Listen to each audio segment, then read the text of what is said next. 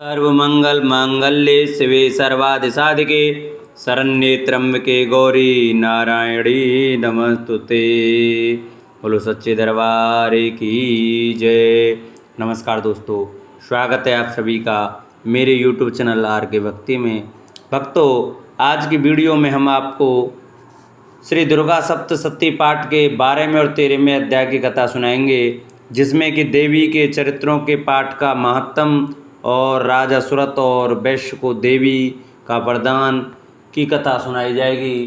तो सभी भक्तजन हमारी कथा को, दुर्गा सप्तशती पाठ को सभी ध्यानपूर्वक सुने, क्योंकि माता के नवरात्रि के दिनों में जो दुर्गा सप्तशती पाठ को सुनते हैं उनकी माँ शेरावाली सभी मनोकामनाएं पूरी करती हैं। तो आइए भक्तों, हम अपनी कथा को प्रारंभ करते हैं। जिन भक्तों ने अभी तक हमारे चैनल को सब्सक्राइब नहीं किया है वो हमारे चैनल को सब्सक्राइब करें, वीडियो को लाइक करें और कमेंट में जय माता दी अवश्य लिखें। देवी बोली है, देवताओं, जो पुरुष इन स्तोत्रों द्वारा एकाग्रचित होकर मेरी स्तुति करेगा उसके संपूर्ण कष्टों को निसंदेह हर लूँगी। मधुकैटभ के नाश, महिषासुर के वध और शुंभ तथा निशुंभ के वध की जो मनुष्य कथा कहेंगे और मेरे महात्म को अष्टमी, चतुर्दशी व नवमी के दिन एकाग्रचित से भक्तिपूर्वक सुनेंगे, उनको कभी कोई पाप न रहेगा। पाप से उत्पन्न हुई विपत्ति भी उनको न सताएगी। उनके घर में दरिद्रता न होगी और न उनको प्रियजनों का बिछोह ही होगा। उनको किसी प्रकार का भय न होगा। इसलिए प्रत्येक मनुष्य को भक्तिपूर्वक मेरे इस कल्याणकारक महत्तम को सदा पढ़ना और सुनना चाहिए। मेरा यह महत्तम महामारी से उत्पन्न हुए संपूर्ण उपद्रवों को एवं 3 प्रकार के उत्पातों को शांत कर देता है। जिस गर्भ मंदिर में या जिस स्थान पर मेरा यह स्तोत्र विधिपूर्वक पढ़ा जाता है उस स्थान का मैं कभी भी त्याग नहीं करती और वहाँ सदा ही मेरा निवास रहता है। बलिदान, पूजा, होम तथा महोत्सवों में मेरा यह चरित्र उच्चारण करना तथा सुनना चाहिए। ऐसा हवन या पूजन मनुष्य जानकर या बिना जाने करे, मैं उसे तुरंत ग्रहण कर लेती हूँ। और शरत काल में प्रत्येक वर्ष जो महापूजा की जाती है उसमें मनुष्य भक्तिपूर्वक मेरा यह महात्म सुनकर सब विपत्तियों से छूट जाता है और धन धान्य तथा पुत्रादि से संपन्न हो जाता है। और मेरे इस महात्मा व कथाओं इत्यादियों को सुनकर मनुष्य निर्भय हो जाता है और महात्म के श्रवण करने वालों के शत्रु नष्ट हो जाते हैं तथा कल्याण की प्राप्ति होती है और उनका कुल आनंदित हो जाता है। सब कष्ट शांत हो जाते हैं तथा भयंकर स्वप्न दिखाई देना तथा घरेलू दुख इत्यादि सब मिट जाते हैं। बाल गृहों में ग्रसित बालकों के लिए यह मेरा महात्म परम शांति देने वाला है। मनुष्यों में फूट पड़ने पर यह भली भांति मित्रता करने वाला है। मेरा यह महात्म मनुष्यों को मेरी जैसी सामर्थ्य की प्राप्ति कराने वाला है। पशु, पुष्प, अर्घ, धूप, गंध, दीपक इत्यादि सामग्रियों द्वारा पूजन करने से, ब्राह्मण को भोजन करा के, हवन करके, प्रतिदिन अभिषेक करके, नाना प्रकार के भोगों को अर्पण करके और प्रत्येक वर्ष दान इत्यादि करके जो मेरी आराधना की जाती है और उससे मैं जैसी प्रसन्न हो जाती हूँ वैसी प्रसन्न मैं इस चरित्र के सुनने से हो जाती हूँ। यह महात्मा श्रवण करने पर पापों को हर लेता है तथा आरोग्य प्रदान करता है। मेरे प्रादुर्भाव का कीर्तन दुष्ट प्राणियों से रक्षा करने वाला है। युद्ध में दुष्ट दैत्यों का संहार करने वाला है। इसके सुनने से मनुष्य को शत्रुओं का भय नहीं रहता। हे देवताओं, तुमने जो मेरी स्तुति की अथवा ब्रह्मा जी ने जो मेरी स्तुति की है वह मनुष्यों को कल्याणमयी बुद्धि प्रदान करने वाली है।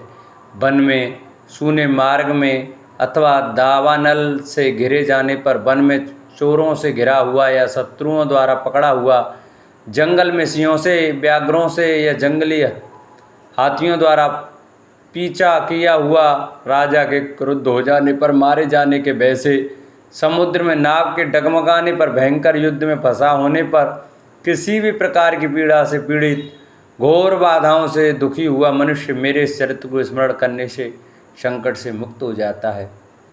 मेरे प्रभाव से सिंह, चोरिया, शत्रु इत्यादि दूर भाग जाते हैं और पास नहीं आते। महर्षि ने कहा, प्रचंड पराक्रम वाली भगवती चंड का योग कहने के पश्चात सब देवताओं के देखते ही देखते अंतर्ध्यान हो गईं और संपूर्ण देवता अपने शत्रुओं के मारे जाने पर पहले की तरह यज्ञ भाग का उपभोग करने लगे और उनको अपने अधिकार फिर से प्राप्त हो गए।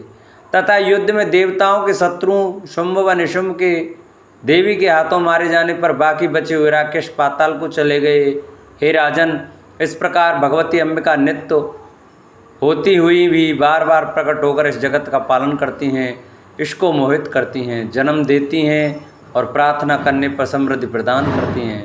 हे राजन, भगवती ही महाप्रलय के समय महामारी का रूप धारण करती हैं और वही संपूर्ण ब्रह्मांड में व्याप्त हैं, और वही भगवती समय समय पर माँ काली तथा महामारी का रूप बनाती हैं और स्वयं अजन्मा होती हुई भी सृष्टि के रूप में प्रकट होती हैं।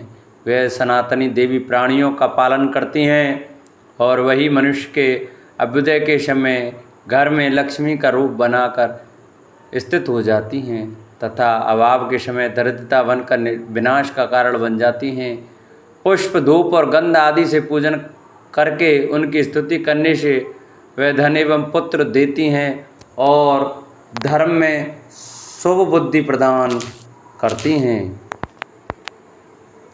महर्षि मेधा ने कहा, हे राजन, इस प्रकार देवी के उत्तम महात्म का वर्णन मैंने तुमको सुनाया। जगत को धारण करने वाली इस देवी का ऐसा ही प्रभाव है। वही देवी ज्ञान को देने वाली है और भगवान विष्णु की इस माया के प्रभाव से तुम और वैश्य तथा अन्य विवेकी जन मोहित होते हैं और भविष्य में मोहित होंगे। हे राजन, तुम इसी परमेश्वरी की शरण में जाओ। यही भगवती आराधना करने पर मनुष्य को भोग, स्वर्ग तथा मोक्ष प्रदान करती हैं। मार्कंडेय जी ने कहा, महर्षि मेधा की यह बात सुनकर राजा सुरथ ने उन उग्र व्रत वाले ऋषि को प्रणाम किया और राज्य के छिन जाने के कारण उसके मन में अत्यंत ग्लानि हुई और वह राजा तथा वैश्य तपस्या के लिए वन को चले गए और नदी के तट पर आसन लगाकर भगवती के दर्शनों के लिए तपस्या करने लगे। दोनों ने नदी के तट पर देवी की मूर्ति बनाई और पुष्प, धूप, दीप तथा हवन द्वारा उसका पूजन करने लगे। पहले उन्होंने आहार को कम किया, फिर बिल्कुल निराहार रहकर भगवती में मन लगाकर एकाग्रता पूर्वक उसकी आराधना करने लगे। वे दोनों अपने शरीर के रक्त से देवी को बलि देते हुए 3 वर्ष तक लगातार भगवती की आराधना करते रहे। 3 वर्ष के पश्चात जगत का पालन करने वाली चंडिका ने उनको प्रत्यक्ष दर्शन देकर कहा, देवी बोली, हे राजन तथा अपने कुल को प्रसन्न करने वाले वैश्य, तुम जिस वर की इच्छा रखते हुए मुझसे मांगो, वह वर मैं तुमको दूंगी, क्योंकि मैं तुम पर अत्यंत प्रसन्न हूँ। मार्कंडेय जी कहते हैं, यह सुन राजा ने अगले जन्म में नष्ट न होने वाला अखंड राज्य और इस जन्म में बलपूर्वक अपने शत्रुओं को नष्ट करने के पश्चात पुनः राज्य प्राप्त करने के लिए भगवती से वरदान मांगा। और वैश्य ने भी, जिसका चित्त संसार की ओर से विरक्त हो चुका था, भगवती से अपनी ममता तथा अहंकार रूप आसक्ति को नष्ट कर देने वाले ज्ञान को देने के लिए कहा।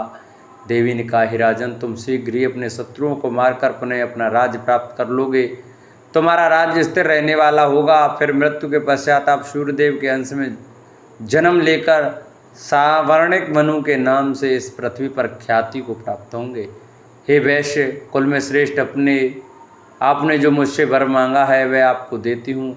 आपको मोक्ष को देने वाले ज्ञान की प्राप्ति होगी। मार्कंडेय जी कहते हैं, इस प्रकार उन दोनों को मनवांछित वर प्रदान करता था। उनसे अपनी स्तुति सुनकर भगवती अंतर्ध्यान हो गईं और इस प्रकार क्षत्रियों में श्रेष्ठ व राजा सुरथ भगवान सूर्यदेव से जन्म लेकर इस पृथ्वी पर सावर्णिक मनु के नाम से विख्यात हुए। बोलो सच्चे दरबार की जय। बोलो शेरा वाली माते की जय।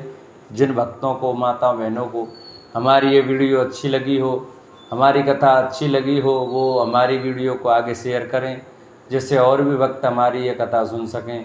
जिन्होंने अभी तक हमारे चैनल को सब्सक्राइब नहीं किया, वो हमारे चैनल को सब्सक्राइब कर घंटा बेल आइकन ज़रूर दबाएं, जिससे हम जो भी वीडियो डालें उसका नोटिफिकेशन आप तक ज़रूर पहुंचे। जिन्होंने हमारी वीडियो को अभी तक लाइक नहीं किया, वीडियो लाइक करें और कमेंट में जय माता दी अवश्य लिखें। बोलो सच्चे दरबार की जय। बोलो वैष्णो माता की जय।